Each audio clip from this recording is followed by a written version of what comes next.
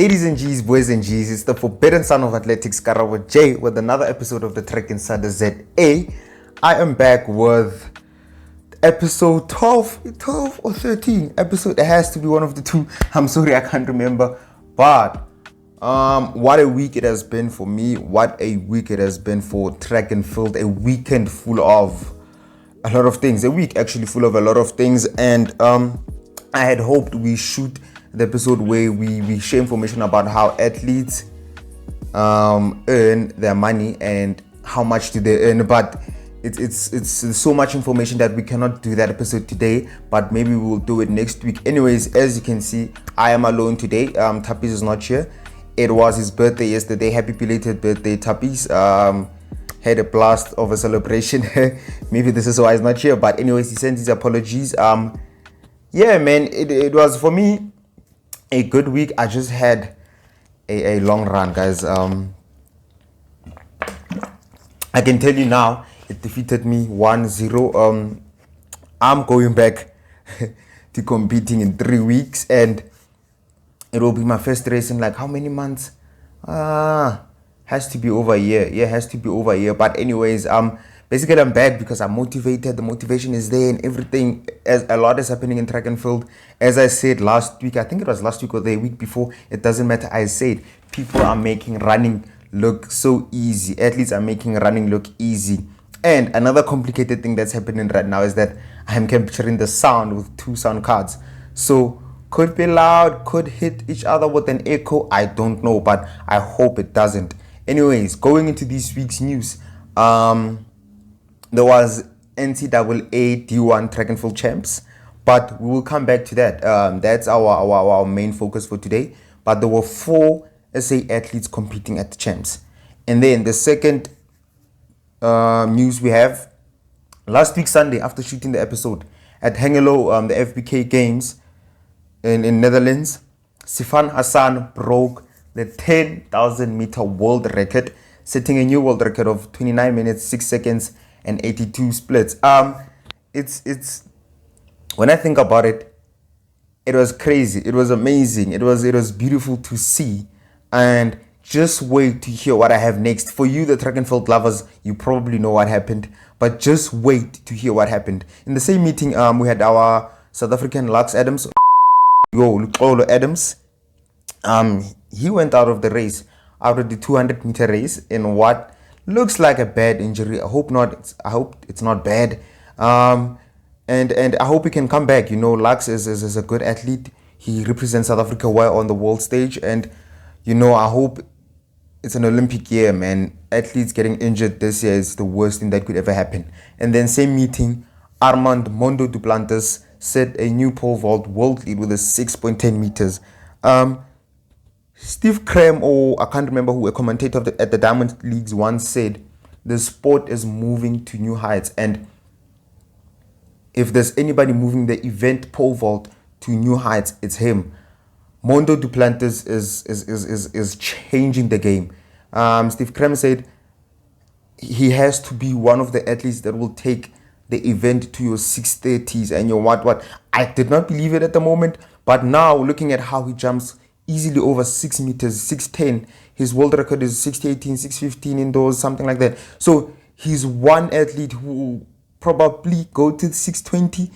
He's still young. Mondo is only 21. He's still young. He has a lot to do, and he surely will do that lot. And then I think this week, which is the last week for you guys. This week, we also had American Sydney McLaughlin in America running a 52.83 in the 400 meter hurdles, and that's the fastest season opener in event history. Meaning for the 400 meter hurdles, the women's 400 meter hurdles. That's the fastest season opener of all time, a 52.83. If you can remember, her and Dalilah Muhammad were running your 52s like crazy last year. They broke the world record Dalilah Muhammad broke the world record at the US trials for the world champs in 2019. And then they broke the world record at the world championships in Doha together. So, but obviously the official one is of Dalilah Muhammad because she came first. So now, Sydney McLaughlin continuing with that 52 form, going 52.83, she will only get better. Trust me, she will only get better. And then we had the Ethiopian trials the same week, last week, I think it was Monday or Tuesday, we had the Ethiopian trials at Hengelo, the same stadium where the FBK Games occurred. So, yeah, I think it was 2 days later. So, in this event, I'm gonna mention like two standout quality performances. Gudavtsege ran a 14:13 5,000 meters, and this is the 5th fastest of all time. Now I'm thinking about this. I'm like, it's probably one of the craziest things I've ever seen in 5,000 meter history. It's probably she's a female that runs the 1,500. Now running the 5,000 and running a 5th best time of all time at this time of the year. What are they gonna do? Same event, Letlhogonolo broke the 10,000 meter world record. That was 2 days ago. So Sifana San broke the world record of the 10,000 meters, the women's 10,000 meters. And then 2 days later, Letlhogonolo of Ethiopia broke the 10,000 meter world record for the women. And she broke it. She just didn't break it, guys. She just didn't break it. I'm sorry. She just didn't break it.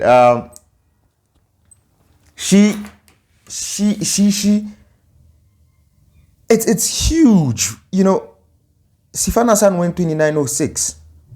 She went 29:01. That's 5 seconds. Do you know what's 5 seconds in distance? 5 seconds is a lot of distance to cover in distance races. Sifana, I think, was averaging your 2:54s. Imagine what Gide was doing. And this is 2 days later. Let's embed Gide at the Ethiopian trials, breaking the world record. I've never seen anything like this in track and field. In athletics, I've never. Somebody breaking a world record today, 2 days later, somebody else. It's usually maybe that same person breaking the world record 2 days later, or maybe a week later, or a few days later. But 2 days just after the world record has been broken.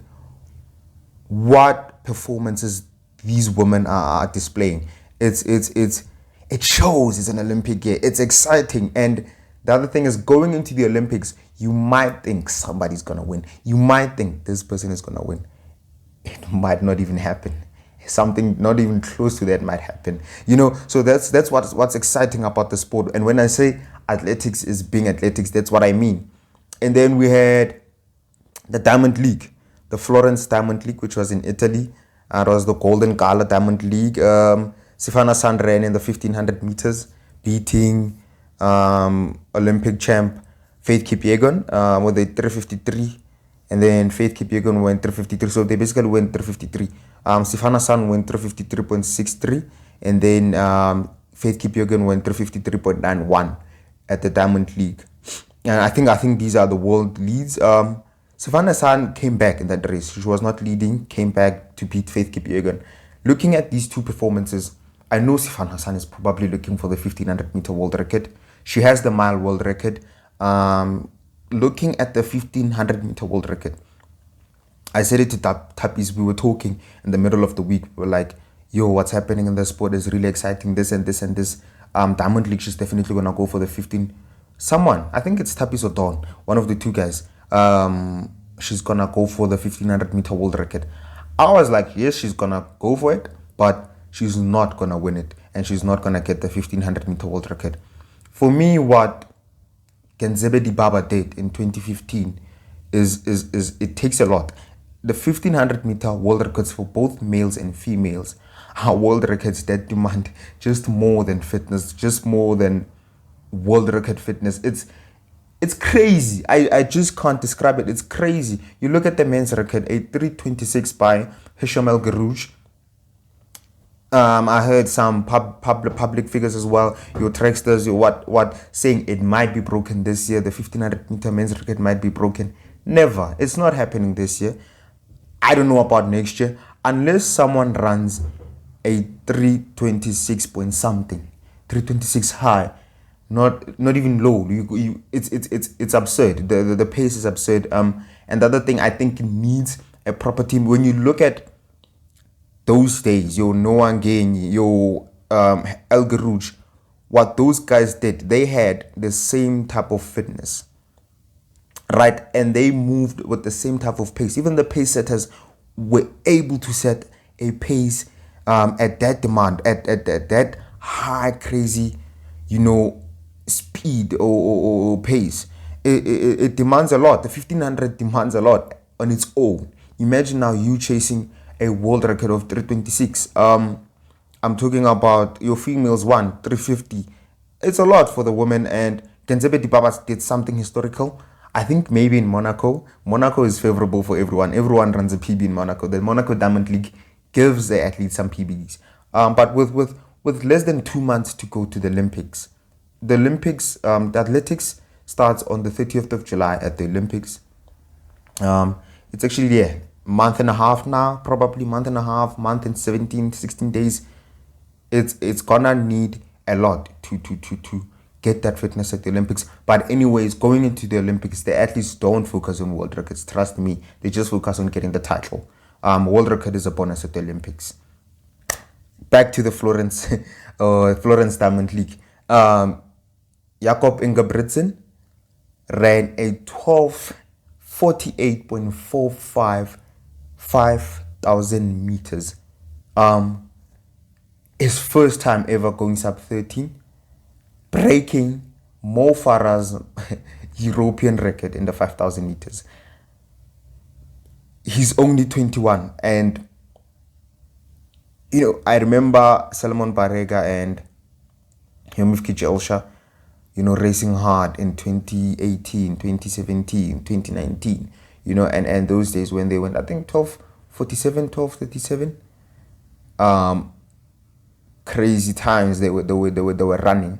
And looking at what Jakob Ingebrigtsen is also doing, it just proves to me that definitely the sport is on something else. The sport is on a different level now.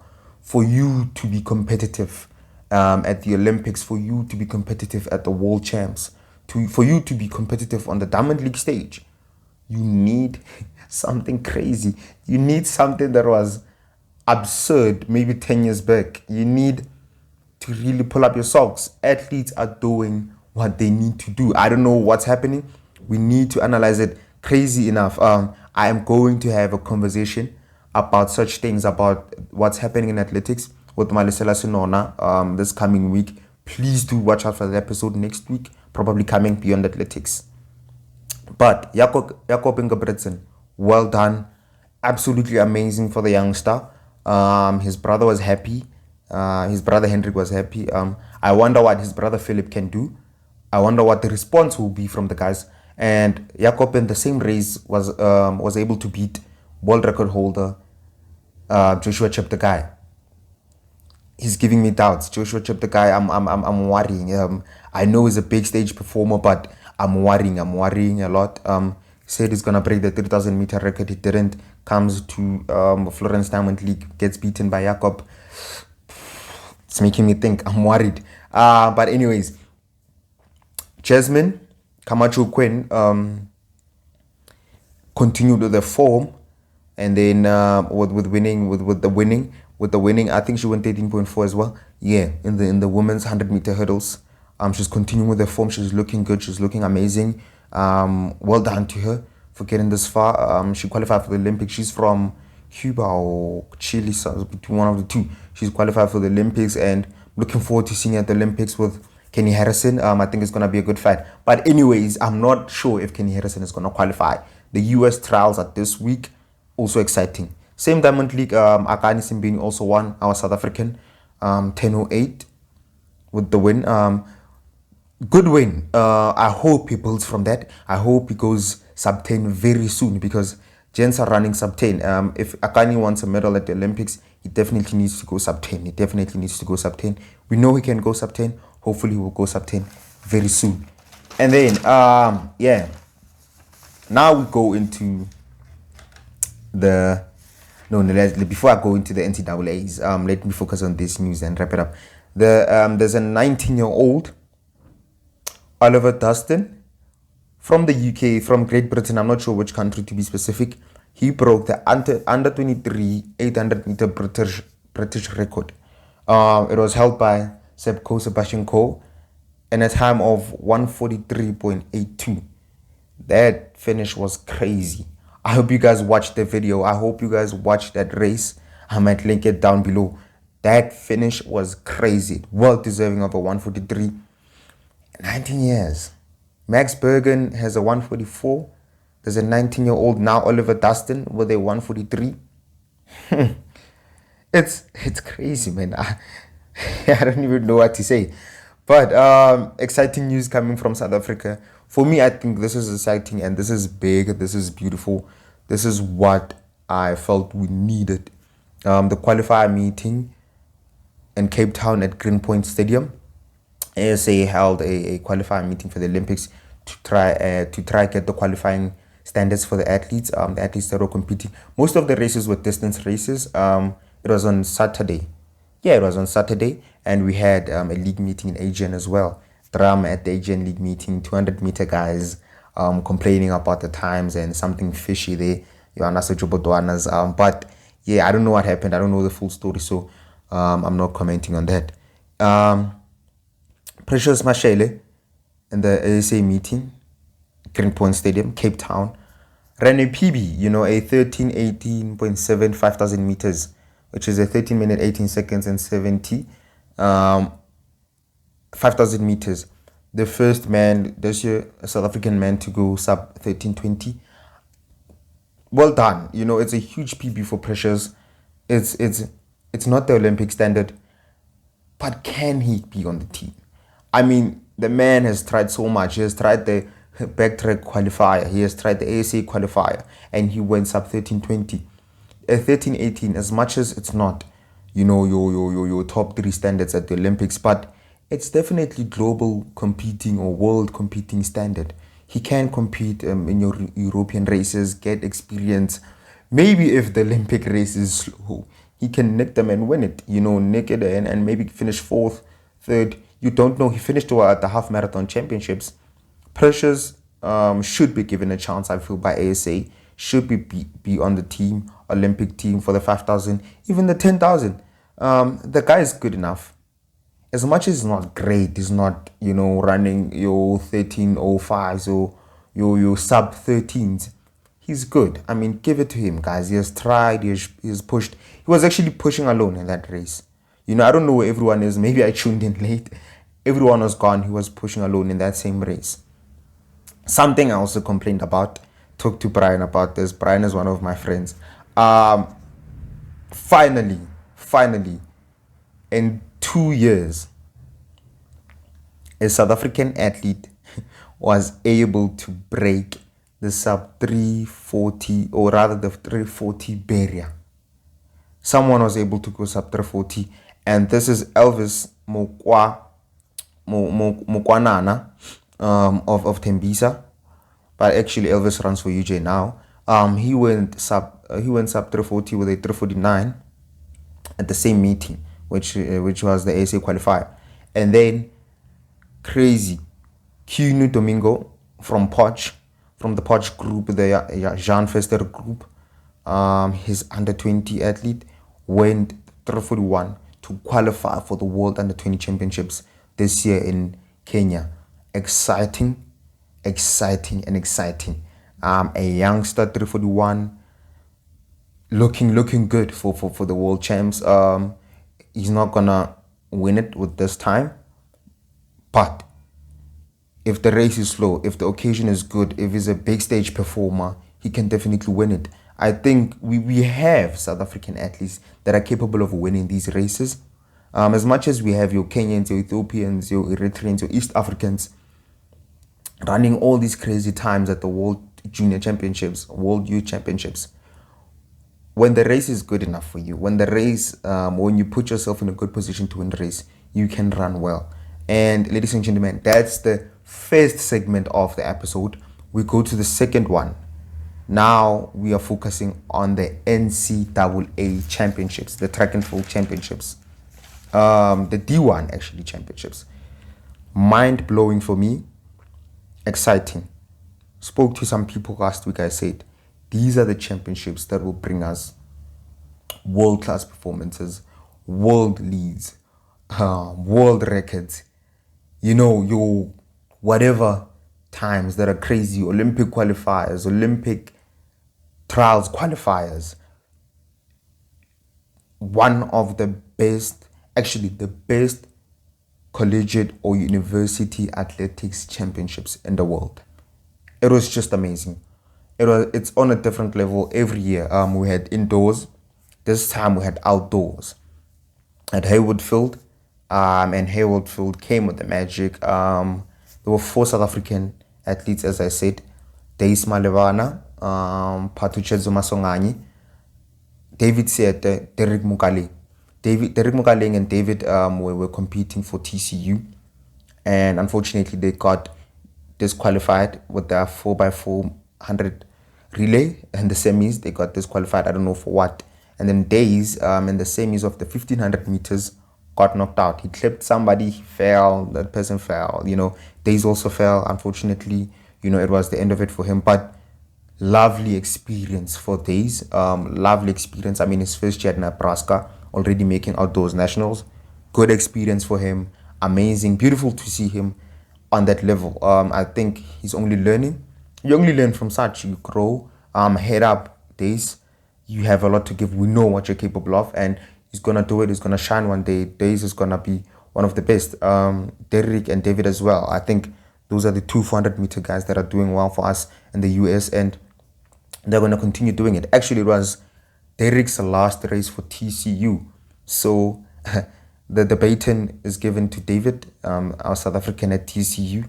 Hopefully, he's gonna have a good run there. Hopefully, he's gonna perform well, run his PBs, set his high standards, and whatever. Same event.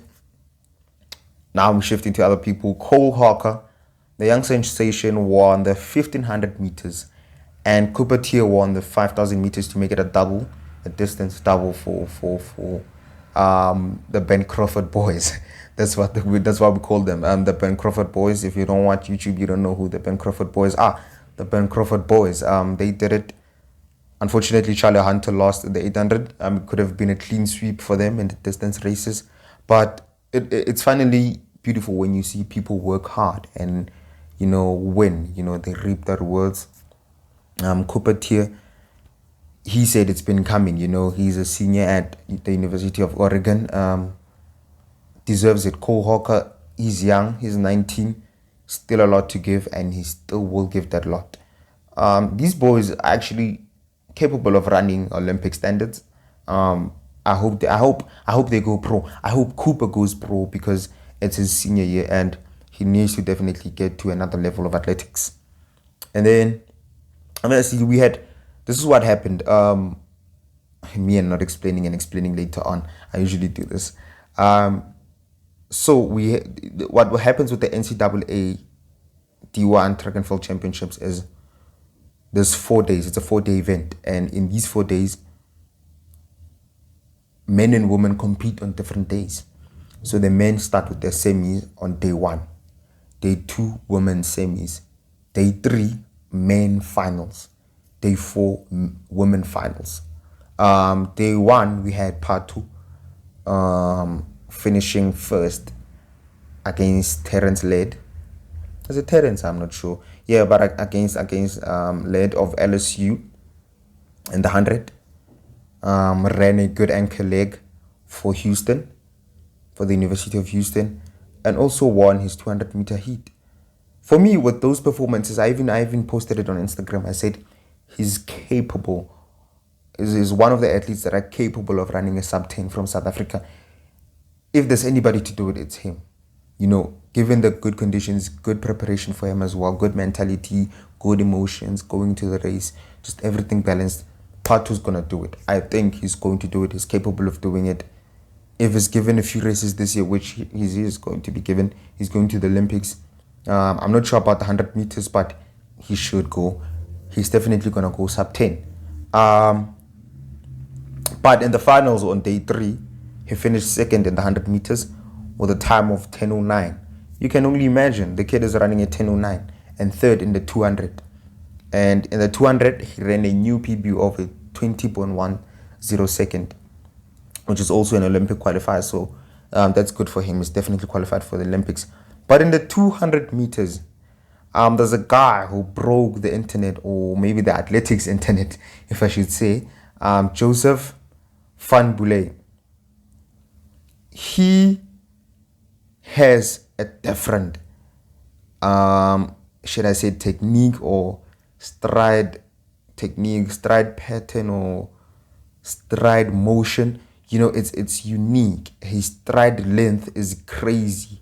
It was compared to that of Usain Bolt in 2009. I think 2009. Yeah, I think it was compared to the Usain Bolt stride length 2009. But he had the stride length of 2.91 meters. No, 2.91 meters. 2.91 meters. What this basically means for people who don't understand track and field. When moving, a stride is a step you take when running, right? So that stride, he covered 2.91 meters. 2.91 meters. An average door is 2 meters. So you can only imagine what 2.91 meters is. He's covering it with one step. I'm not sure if it's with one or two, but it has to be, if it's stride length, if it's one stride, it has to be with one step. So when the guy takes one step, he's covering 2.9 meters of distance. That's amazing. That's crazy for me. And he had a huge comeback in the 200 meters. Terence Slade was leading. Pat was also leading. He won it. Those two were the favorites, but he won it with a 19.92.91. Not sure, but absolutely amazing. This is the technical part of track and field that we also look at. The movement of the athletes, you know, the arm swing, the leg swings, or the leg, you know, movement. It's beautiful. It's also an aspect to think of in athletics because it definitely plays a huge role in his performance. Now, with the men on day 3, LSU, which is Louisiana State University, won the men's title, the team's title. And, you know, this is what it's all about in the US. This is what it's all about at times, that team title. We saw the same thing in South Africa with the USA Championships. Somebody decides to call me. But yeah, that's what happens. Please do not mind the sound of the call. I'm going to continue. With the women, I'm saying there's a must-watch athlete. Mahala Norris of Air Force. She finished and won the 3,000 meter steeplechase. She showed and won, you know, and I couldn't place her as a favorite in my mind, but she definitely shocked me. Must watch video. Please go watch it. NCAA's absolutely amazing 3,000 meter steeplechase women win. And then Cambria Sturgis. Oh, she did a double, sprint double, the 100 and 200. She went 10.74 in the 100 meters to post the fastest time at the Natties. The Natties is the NCAA champs. At the Natties, remember Sha'Carri Richardson posted a 10.75. She went 10.74. And then she came on later, same day, on day 4, later to run a 22.12 in the 200 meters. Absolutely amazing. And then, obviously, the athlete who is taking the world by storm of Texas A&M, Ating Mo. She ran a 49.57 in the 400 meters. The kid is only 19. It still shocks me what she can do. It still shocks me how easy she does it. And her main event is the 800 meters. Next week, she said she's gonna focus. Actually, it's this week. Olympic trials, US Olympic trials. She's going to focus on her event. She wants to qualify for the Olympics. Not the World Junior Champs, but the Olympics. Well done to her for winning the NCAA title. Breaking the collegiate record, I think, could be a discussion. And she went a 48.8 something with her 4x4 split in the final. Absolutely amazing. With the women, USC Trojans won the women's title. Now, crazy things happening there. At the NCAA track and field champs, we had Sean Burrell breaking the world under 20 record in the 400 meter hurdles with a time of 47.85. I'm thinking to myself, at 47.85, going sub 49. Okay, first of all, going sub 50 is already crazy at senior level. Going sub 48 is also crazy at senior level. And this athlete is under 20 and running at 47.85. Hey, ladies and G's, that's huge. It's crazy. And this is what the NCAA give you. You know, it's crazy performances that you look at, you're like, what? You know, so these are the records that were broken. Texas A&M, the females, then they come and break the world record of the women's 4x4 relay with a time of 3:22.34. I mean, I have no words. Where is athletics going, actually? Juniors are running fast. Juniors are breaking records. I mean, how many junior records have been broken this year alone? I think Mo broke the under 20 world record, under 20 American record with the 49. Her win in the 400, individual 400. So here we are having an under 20 400 meter hurdles world record. You know, what's happening? Comment down below. How excited are you about athletics? You know, it's making the TrackInsider even much more exciting. Sometimes we even miss some things. Sometimes we miss that, we do this, we miss that, we do this, we do that. And it's just beautiful. I think we need to continue doing this. And I actually had something in my mind. I was like, in South Africa, we sort of have a collegiate or university athletic system, which is run by USA University Sports South Africa. How long and what would it take for us to get on this level? Time, yes. Ne? Yes, definitely time. But it's more than time. It's probably the athletic system as a whole that needs to lead us to this. From a very young age, from primary level, to high school level, to university level, there needs to be an athletic system that works for universities, so that when you also get to the university level, you are performing at world competing standard, or world championship level, world Olympic standards, whatever it is that these athletes are doing. We definitely need that in South Africa. We definitely needed to grow our sport. And it's a vision. It's a vision that I have. It's a dream that I have. Who needs to implement? A lot of people. It's not only the stakeholders of athletics in this country, which is ASA and SESCOX and whatnot, the federations, but also us as the athletes. Where are we taking our sport? Where do we want it to be? Are we united enough to say, okay, you know what? Let's try and form a national system that will work in this way. Our national coaches, such things. So there's a lot we need to give for this to be possible. But it's only my dream. Somebody else might be interested in it. We will have a conversation about it one day. But yeah, ladies and G's, to wrap this one up, NCAA's Days Malevana, Patu Maswanganye, they received all American honorable mentions. I'm happy for them. It's beautiful. It's exciting to see South Africans doing well.